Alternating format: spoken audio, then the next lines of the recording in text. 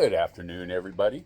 Um, Usually, Teresa and I try to do uh, at least one out of three videos, and it's been a while since I've done one, and Teresa's been doing a lot of them, so it is my turn. Um, I hope you guys are all doing very, very well today. It's a gorgeous day here. It's not as hot, it's under 80 degrees and just absolutely beautiful outside. Teresa is starting to feel a little better. She hasn't been feeling real perky lately, so we got the doctor to call in some meds for her, and it's already started working. So that is always a good thing. And then, as you can see, my samurai swords behind me, that Teresa pointed out that they are hanging up there crooked. And with my head in the way, you can't tell that they're crooked. So just pretend And that. just tilt your head, so Oh, wait a minute, wrong. Let's Yeah, see. there you No, go. this is the way. Okay. Now they look even straighter. Okay. So, um, integrating the new dog has been just absolutely amazing. Um, she is probably a good 6 months younger Yeah. than Juju B, and we've already committed that we are.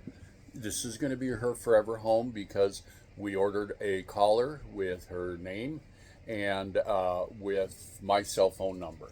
So if anybody loses her, or if anybody finds her, if we lose her, um, we can hopefully somebody will give us a call and let her know that what's going on. Um, Zoe and Juju just play constantly, and they are so incredibly rambunctious. And and what's really nice is we're noticing at night that Juju is a lot more tired, and she's kind of dragging tail. See, I cleaned up my act. She's Kind of a biscuit eater. yeah, son of a biscuit eater. Yeah, she's Juju's kind of dragging a little bit at night. She's going to sleep instead of Went to act, play at 2 a.m. acting like Teresa and I are chew toys that we need to be chewed on at 2 a.m. So we're just trying to make it through. Some of these young people, these people just starting out, just starting a family. I do not know how they make it with the cost of food, the cost of rent. I saw a thing the other day that they were talking about in the last, well, no, it was since COVID started, that groceries have gone up by 67%.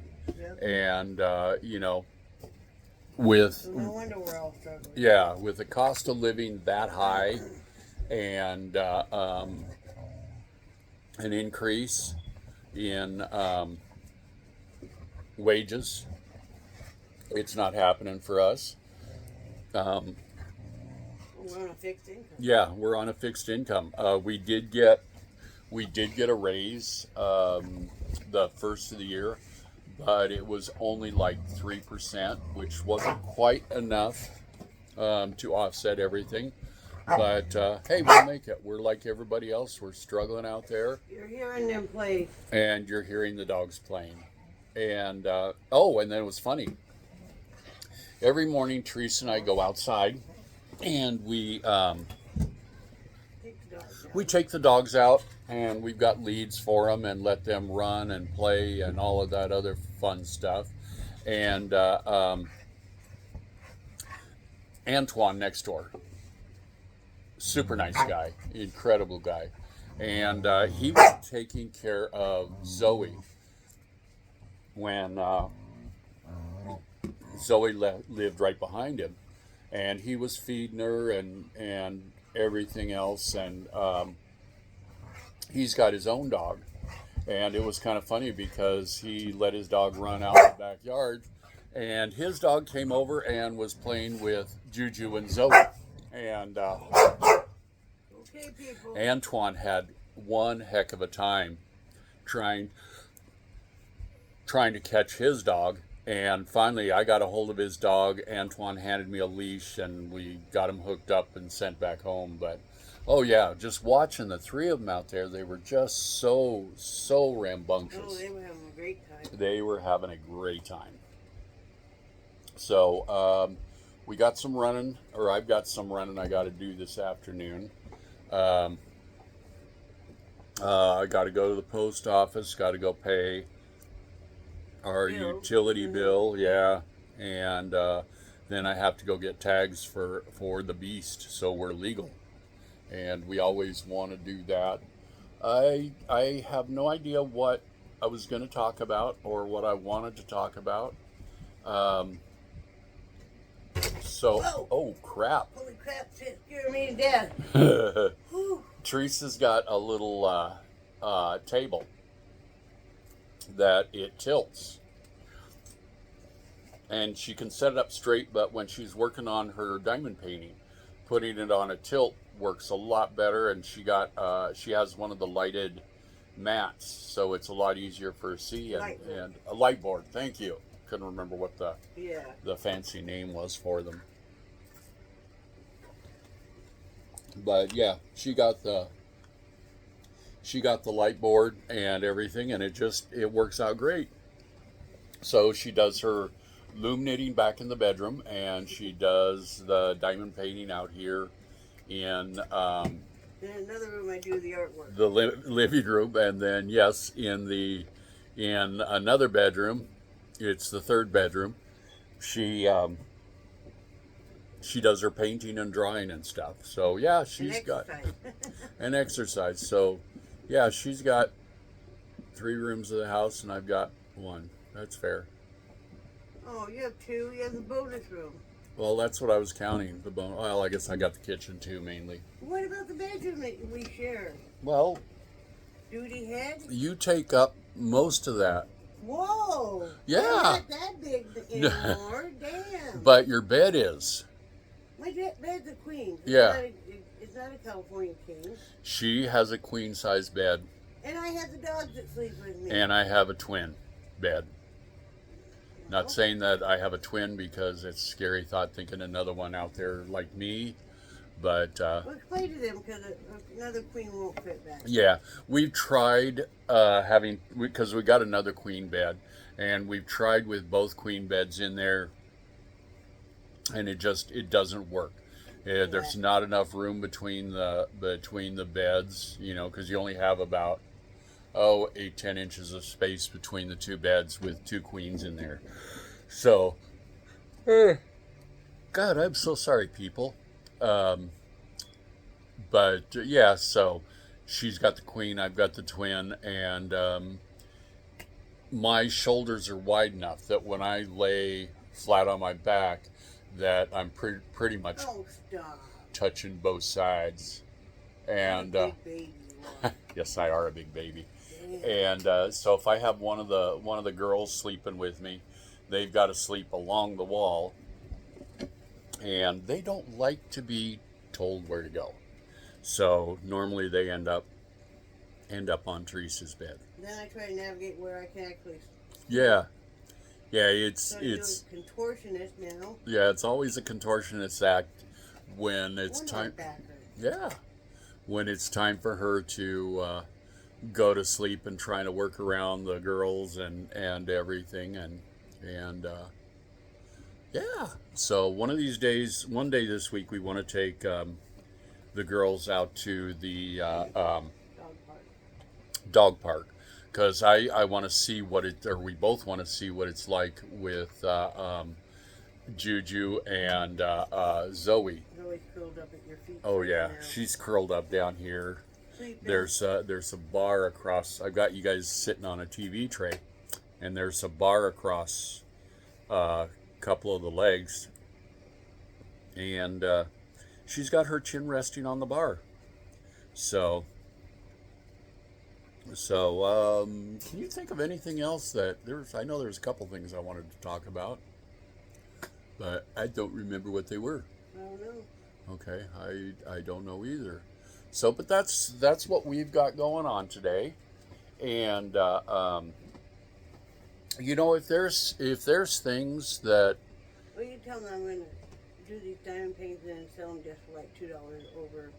okay, Because I enjoy doing them, but I don't know what to do with them when they're done. Teresa really likes doing the diamond paintings, and the biggest problem is she doesn't know what to do with them when they're done. So what she has said is, if there's any of her diamond paintings that you guys really like, that what she would do is she would charge you cost of the kit plus $2 plus shipping. So you know, if there's something that you see that you really like, You know, maybe you really like the look of the diamond paints, but you don't have time to do it and stuff. So, you know, yeah, you can buy this. You can even tell people you did it if you want. yeah.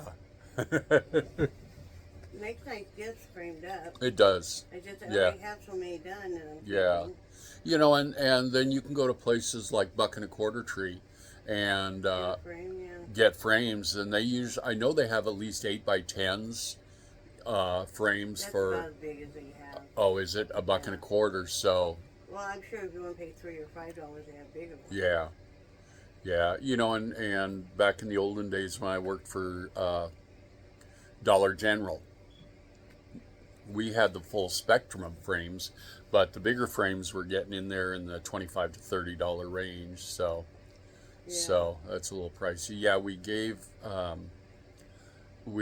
my dad and stepmom.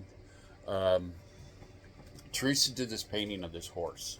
She hates the painting, and I absolutely it's one of my favorite paintings that she's ever done. And Maybe tell them what it is.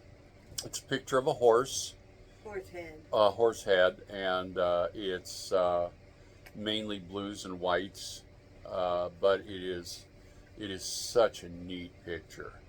And my stepmother, just first picture she saw of it, she just absolutely fell in love.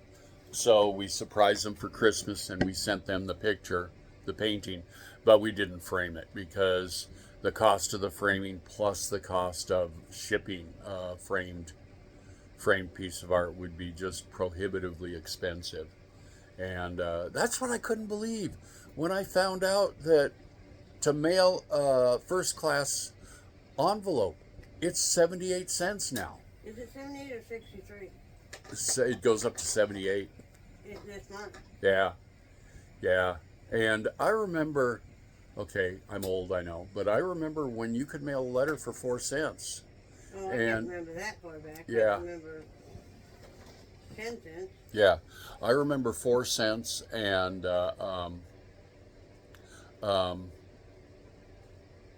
I remember how appalled everybody was when stamps went up to 6 cents, and they were just so ticked off. But I've got it packed away in a box. But my let's see, who would she be? She would be my great grandmother on my father's side, Grandma Kong. She was the first female to be a registered nurse in the United States, and she was out in California. She and my great grandfather came over from China, and I was thinking they were married in like 1914, and we got a picture of their wedding photo, and it's just so cool to see that.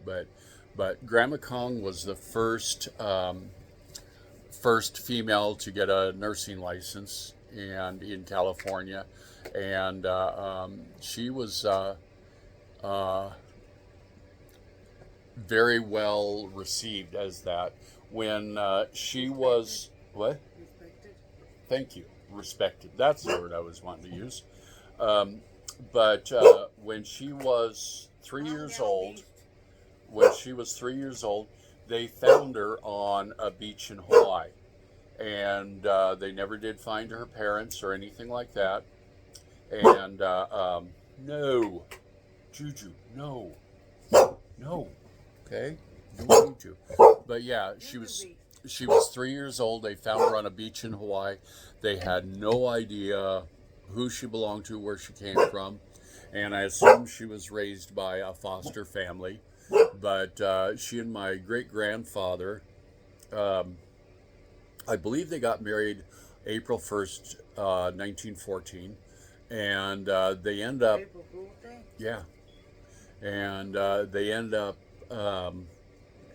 opening a bar up in Havre, Montana. And what's really, really cool is I probably drove by that bar several times and not realizing that, I had a hereditary link to that particular bar. Yeah. But then after my great grandfather passed away, it was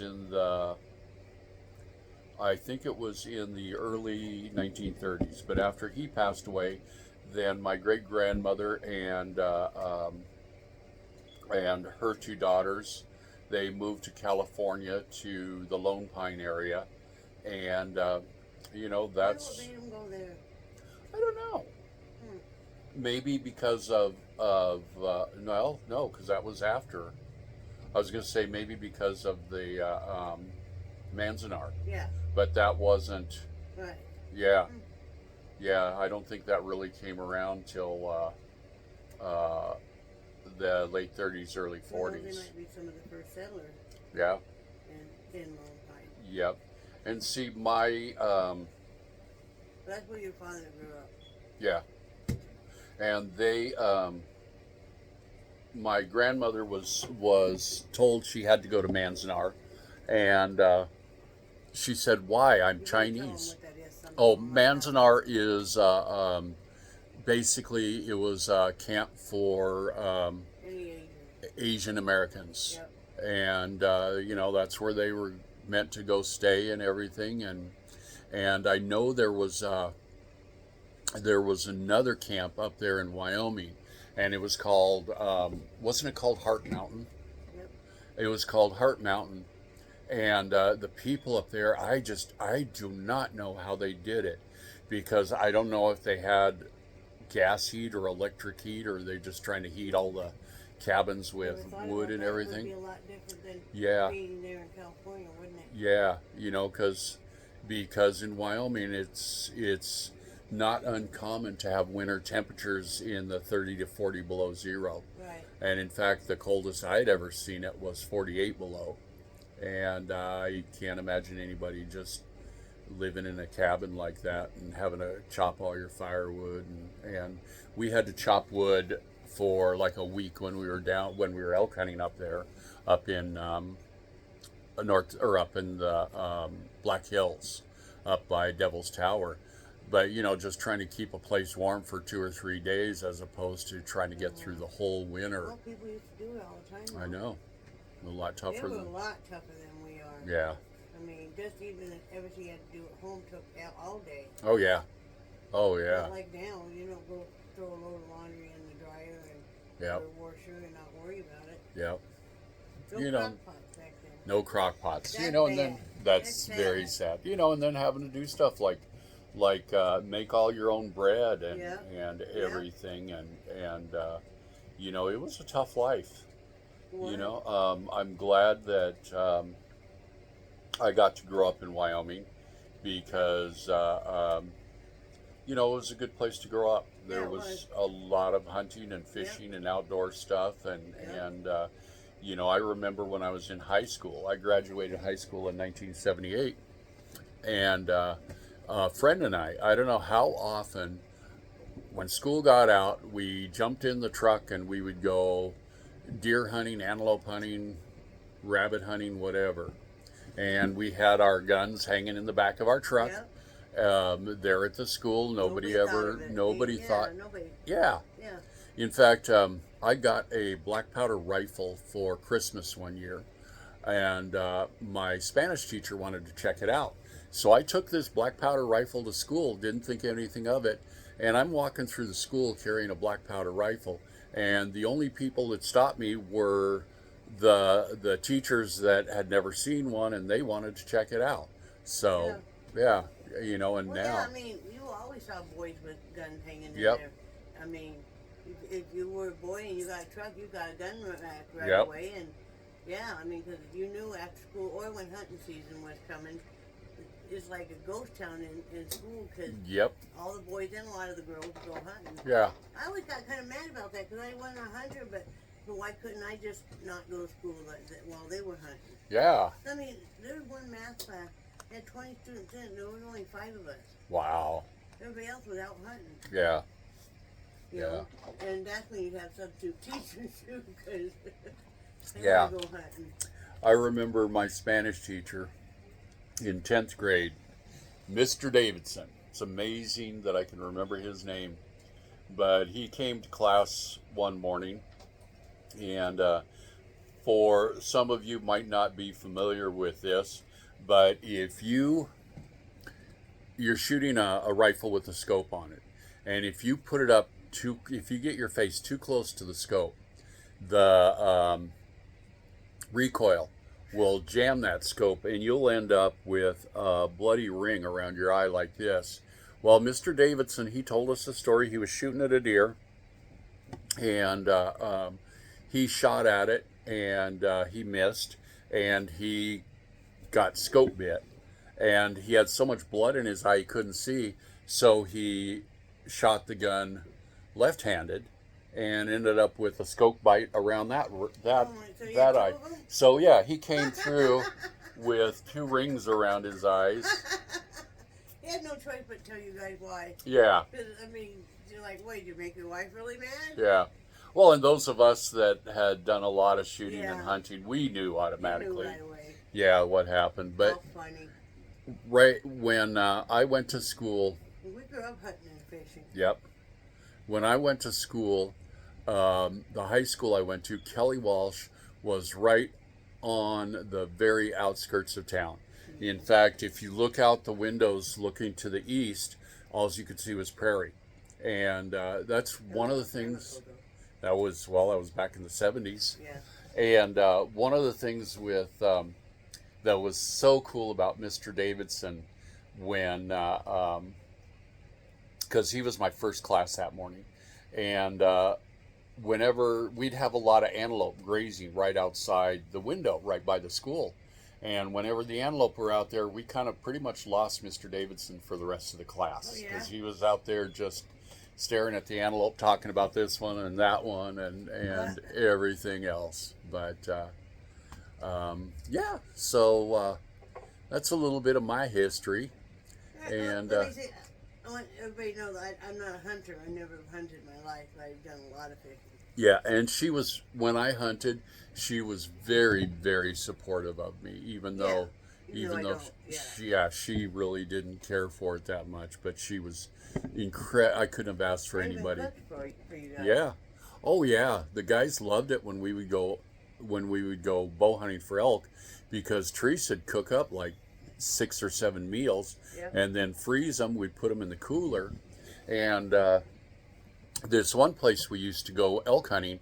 It was on the border of Wyoming and Colorado, up in the Snowy Range, and this one place where we like to set up our base camp.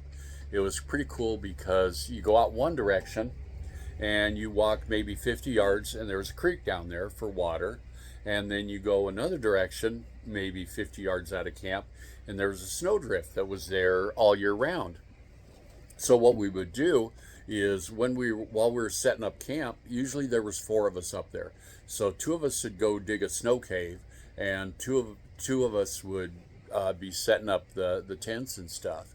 And we'd dig a snow cave. We'd take our coolers and put them in there, and you did not have to worry about anything thawing out within 2 weeks, because we'd have this stuff out and we'd have to get it out a couple days in advance to let it finish thawing so But we if could you're out actually hunting cook all it. day, then you can come home and Yep. go to your place and just heat up what I made. And Yep. Oh yeah. But yeah, it was so nice of Teresa to I even sold you hunting gear, remember? yeah, she made me a jacket, which I've had this jacket since we've been married, and No, because I hadn't made it yet. well, it was when we were on Linux. Was it really? Yeah, Huh. yeah. I thought it So was Fox Hill. yeah, nope, it was on Linux, and yeah, I've still got that jacket, and I will never ever throw it away because of it's pretty tattered, but I'm not going to let it go. So, do you have anything else? No. Okay. Well, looks like I am going to wind this up now, and I hope all of you do something nice for somebody else. You know, just pass it on, and I hope you do something nice for yourself. And remember, we love you. And if you guys have any questions, if it's something that we're not going to answer, we'll let you know. But if you have any questions about us, it can't hurt to ask. So we will talk to you later. Love you guys. Say bye, Teresa. Bye, Teresa.